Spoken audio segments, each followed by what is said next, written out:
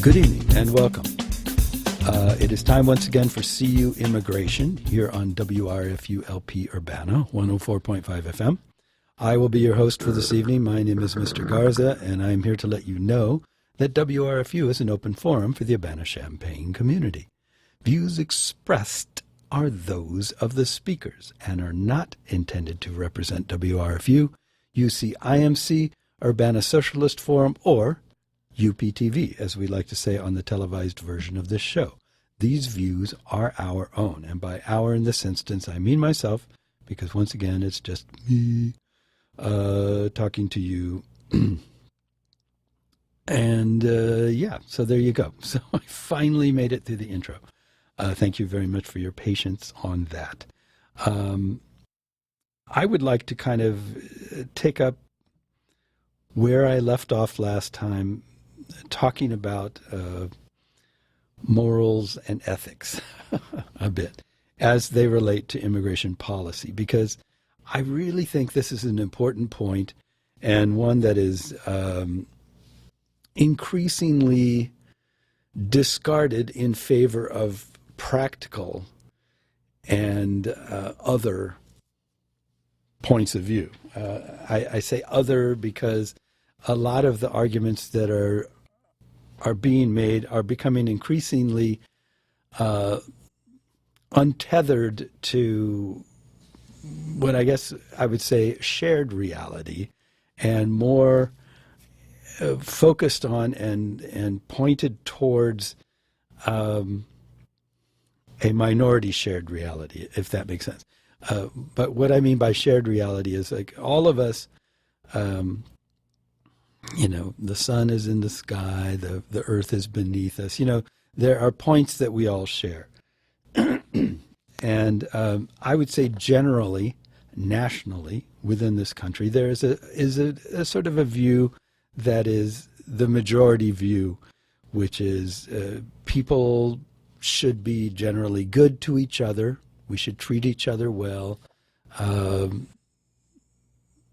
more or less respectfully, depending on who you are and who you're talking about. I mean, there are a lot of people who will say, well, you don't have to treat, those people respectfully because they're rude. Rude people you don't have to be respectful to, or whatever. There are a lot of variables involved, but generally speaking, assuming everything starts at a zero, as opposed to some sort of preconception being involved, people should be respectful. People should be care for one another. We should help whenever possible. Things like that. There's a kind of a general sense of ethics or morality that I think is shared around the country. So where immigration seems to fall out of that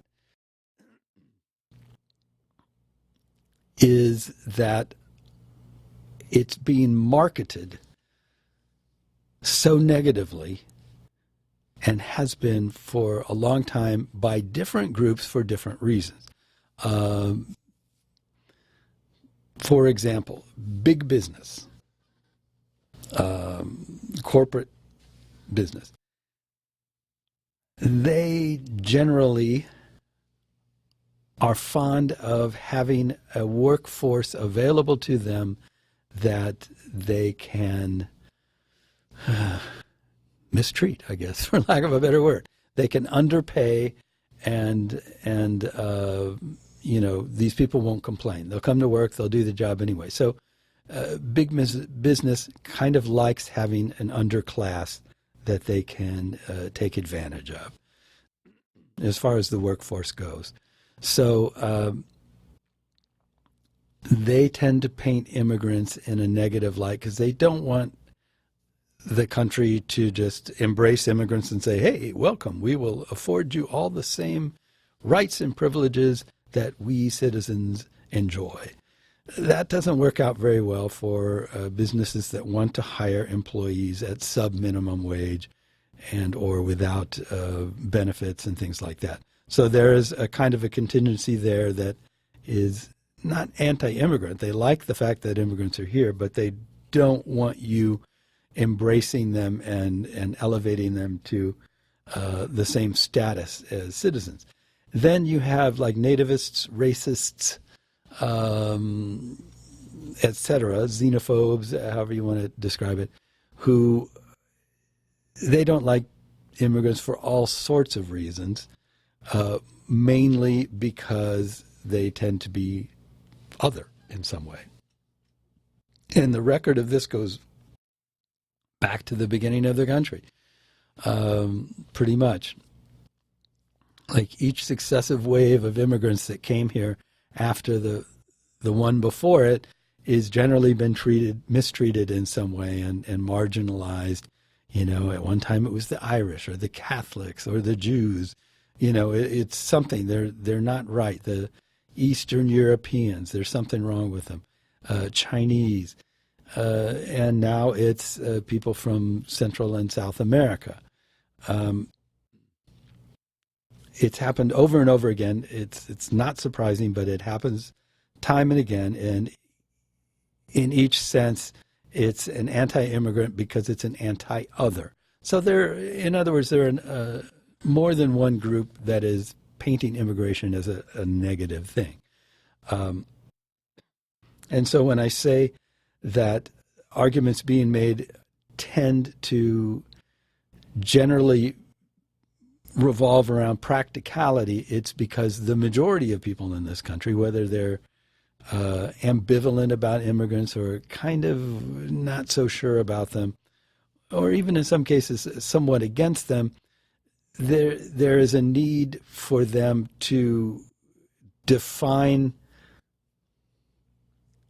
the people involved away from being entirely human, or to take the subject and move it away from what should people do for other people and turn it into what should we be doing about this thing that affects us. So it becomes depersonalized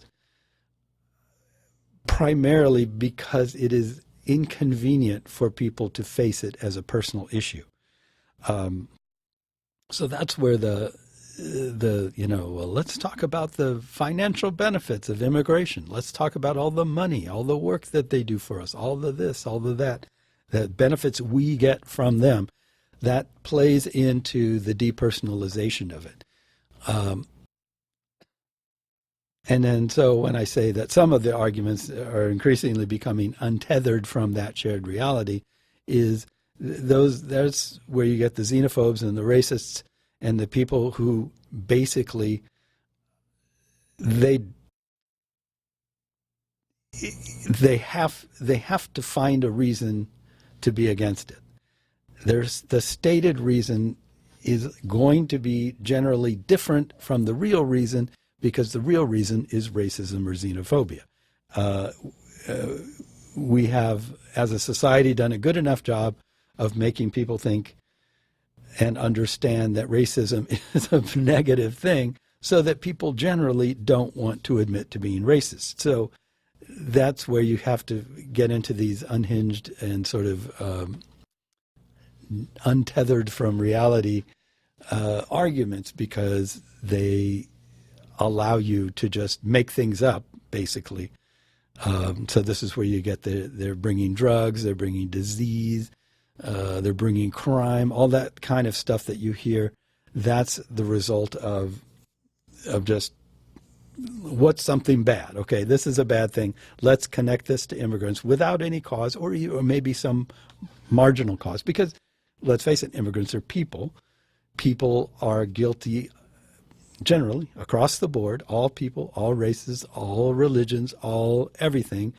People are guilty of being greedy or selfish or acquisitive or dishonest or whatever.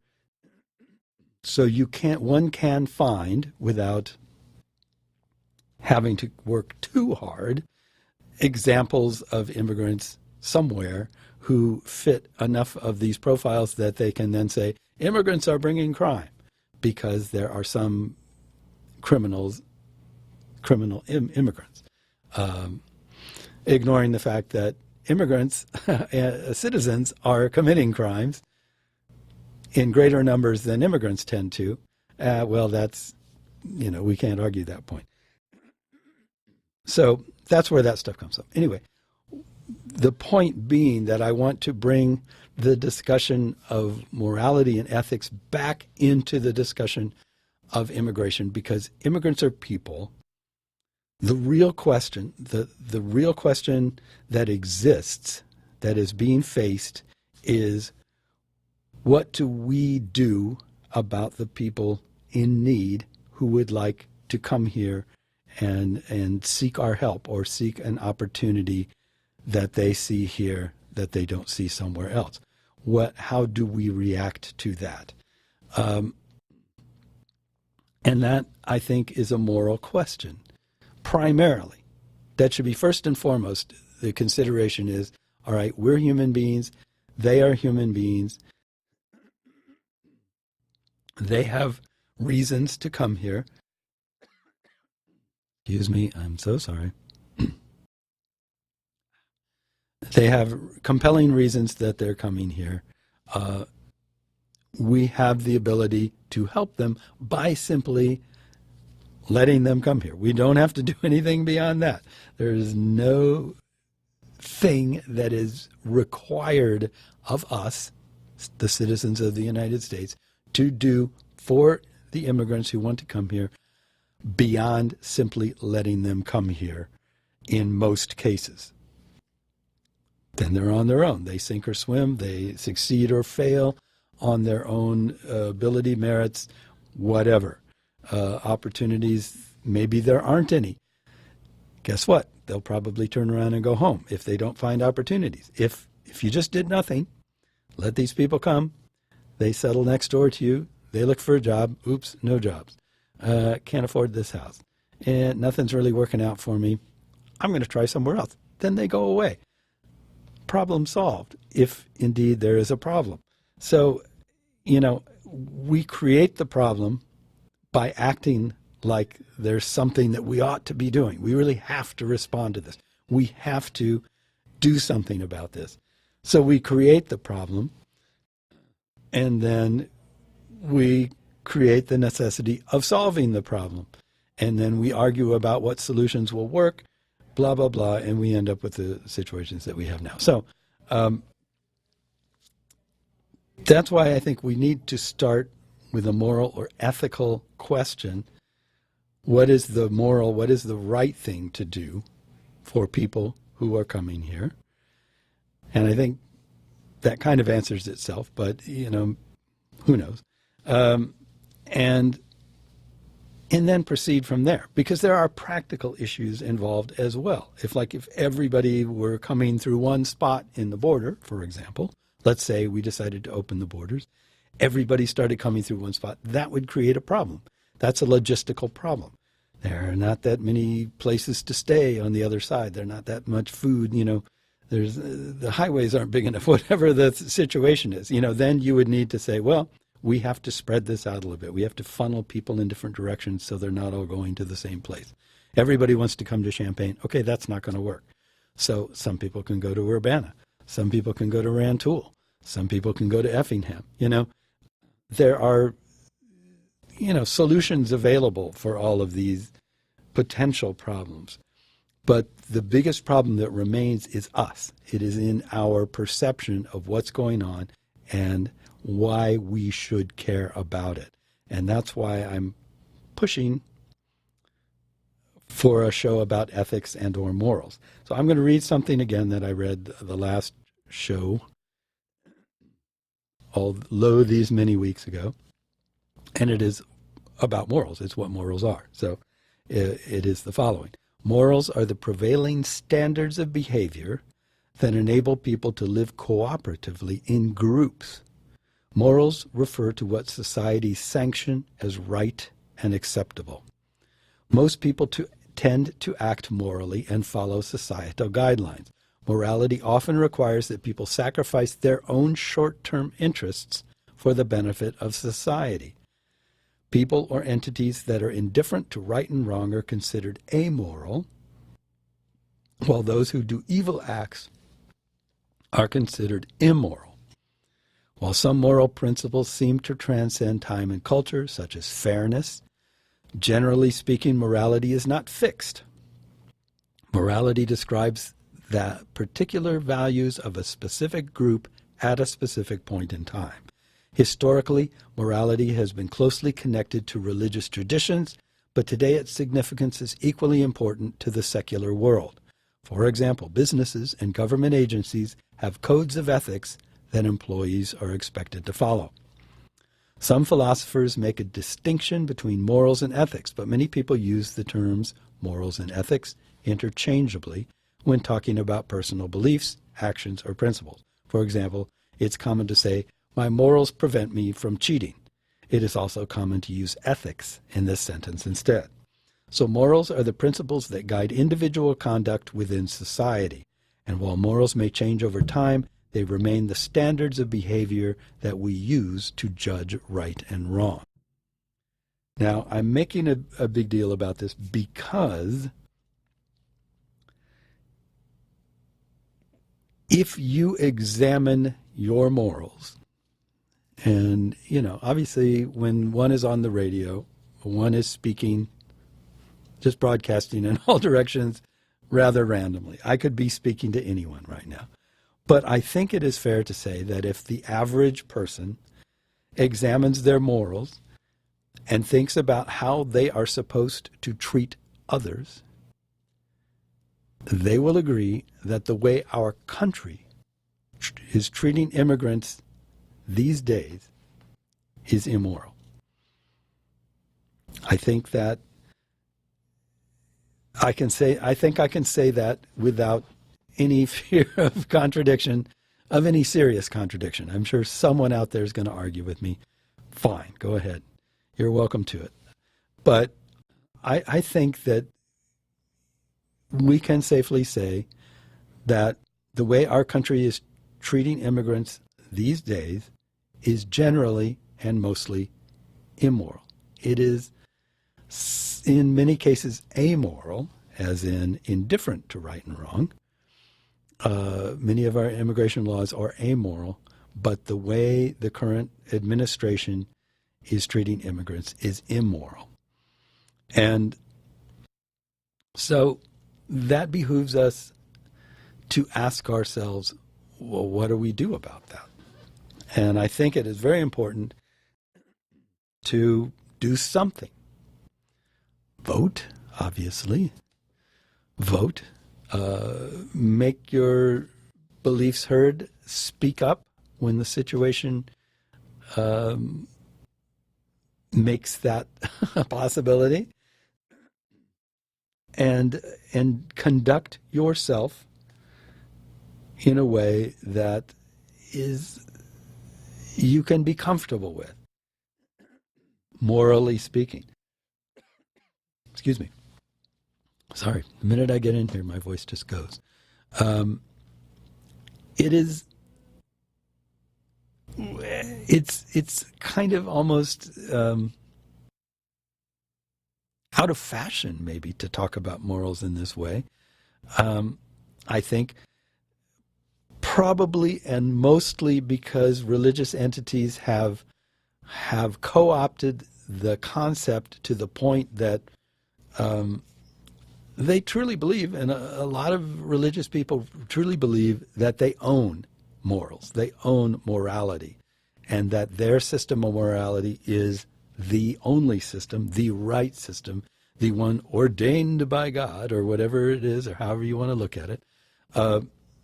They believe that so fully that they don't believe in the possibility of a moral system not based on some sort of religious background.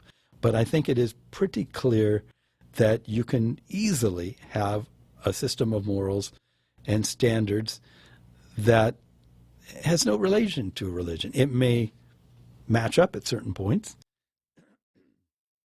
Religious, imperatives may match logical imperatives, but generally speaking, morals belong to everyone, and morals are a necessary part of living together as society.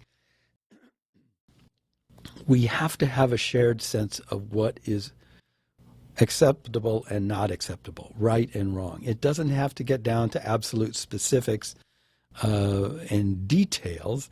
Those are arguable points, but it has to be a general sense of things. For example, at one time, it was considered absolutely moral imperative to get revenge against someone that you felt had wronged you. So dueling, for example, was a moral act because you have insulted me or you have demeaned me in some way. It is my responsibility, my honor rests on teaching you a lesson or whatever that thing is. Nowadays, we see that as not a good thing. That would be immoral now. But back in the day, it was moral. So, I mean, morals change, and I'm not saying that we can necessarily come up with, or nor should we try to come up with something that will be all completely true for all time, for all people in all situations. But for us right now, we need to decide on something like that. So, it's not like you and I can sit here and decide the morals and ethics of today and then somehow enforce them on society as a whole. But it is important for us to try to discover them in our own lives and act accordingly. So, with that in mind, I wanted to read this first article because I thought it was very well written. And it goes to, of course, one of my favorite punching bags, Donald T., our current temporary, hopefully very temporary president. And it's entitled Trump's Recessional.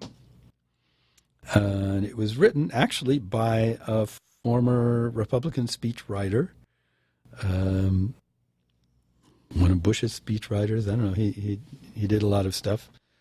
So it's interesting to see his take on this. So he writes, "In the days when I helped people with speeches, our relationship often began like this. Can you help me with this speech? Sure. What do you want to say? Awkward pause. It's amazing how often there was not an answer to the question. The speaker would often have very clear ideas about the image he wanted to project, but no urgent message to communicate. He wanted to fill air for 10 or 12 minutes or longer, and at the end of which people would regard him as compassionate or strong or whatever other image he had in mind. But how to get from here to there? Well, that's why he was paying me." I was jolted back to those days as I reread President Trump's 4th of July speech the day after it was delivered. Trump's speech was written by people who did not know what they wanted to say. It was a litany of old glories, a shout-out to heroes carefully balanced by race and sex, but with no conscious theme or message. It narrated old triumphs in war and commerce, but without apparent purpose or direction. First this, then that, now a third thing. Trump wanted pictures and video of his big day. Trump standing in the place where Martin Luther King once stood, the podium swathed in flags and bunting, bordered by tanks, adoring audience in front, screeching fighter jets overhead. Strong, proud. The speech existed only to provide a reason why he needed to stand in one place long enough for 5 waves of warplanes to cross the sky. Yet it's a strange thing about words. Talk long enough and sooner or later you will say something. Consciously or not, Trump did say things that evening. As Trump retold the story of the Pacific War, he said this, quote, "Nobody could beat us. Nobody could come close," end quote. When he paid tribute to the Air Force, he said this, quote, "As President Roosevelt said, the Nazis built a fortress around Europe, but forgot to put a roof on it. So we crushed them all from the air." He added, "No enemy has attacked our people without being met by a roar of thunder and the awesome might of those who bid farewell to earth and soar into the wild blue yonder." End quote. Bringing the story to more recent times, quote, "The Army brought America's righteous fury down to Al-Qaeda in Afghanistan and cleared the bloodthirsty killers from their caves," end quote. Were these wars right or just? Why were they fought? What were their outcomes? Except for the mention of freedoms sprinkled randomly throughout the text, those questions went unconsidered. Instead, Trump would periodically ad-lib, "What a great country," after this or that mention of power and violence. America is great because it crushes all before it. Altering for circumstances, it was a speech that could have been given by Kaiser Wilhelm, or Napoleon, or Julius Caesar, or the Assyrian Emperor Sennacherib. A great country is one that is feared by its enemies, that can inflict more devastating destruction than any other. How did the United States get so strong and fearsome? Trump revealed some assumptions about that too. He said of America's warriors, quote, "They guard our birthright with vigilance and fierce devotion to the flag and to our great country. Now we must go forward as a nation with that same unity of purpose. As long as we stay true to our cause, as long as we remember our great history, as long as we never ever stop fighting for a better future, then there will be nothing that America cannot do." End quote. Devotion, unity, history, fighting, but not democracy, justice, individuality, peace. From time to time, one of Trump's more devout speechwriters will try to insert references to God into the president's mouth. Those references never sound natural from the least spiritual president in the nation's history. They were, fascinatingly, all but absent from this speech commemorating the independence of a nation, in the apt phrase of G.K. Chesterton, with the soul of a church. Instead, there was only vainglorious boasting. See our wealth, see our power, see our glorious triumphs over the mounded corpses of our enemies. We will always win because we will always fight. It was as if the whole ceremony fulfilled Rudyard Kipling's foreboding of how empires end. Quote, "If, drunk with sight of power, we lose wild tongues that have not thee in awe." That was how the American president spoke on this 243rd commemoration of a nation that began its independence with a solemn acknowledgement of a decent respect to the opinions of mankind. No non-American could watch that spectacle at the Lincoln Memorial and feel that America stood for anything good or right or universal. Power worshipped power for its own sake. Quote, "We will always be the people who defeated a tyrant, crossed a continent, harnessed science, took to the skies, and soared into the heavens because we will never forget that we are Americans and the future belongs to us." End quote. That sentence of self-congratulation toward the end of Trump's speech was probably lodged in the clipboard memory of some 1980s vintage word processor hauled from the executive office building. It's BUMPF, 1,000 times typed, 1,000 times said, and yet this July 4th, after all the rhodomate that preceded it, I found myself paying attention to those hackneyed words in a way I never had before. Will Americans always be that people? Are Americans that people now? For heathen heart that puts her trust in reeking tube and iron shard, all valiant dust that builds on dust, and guarding calls thee not to guard. For frantic boast and foolish word, thy mercy on thy people, Lord. That's the end of that arc.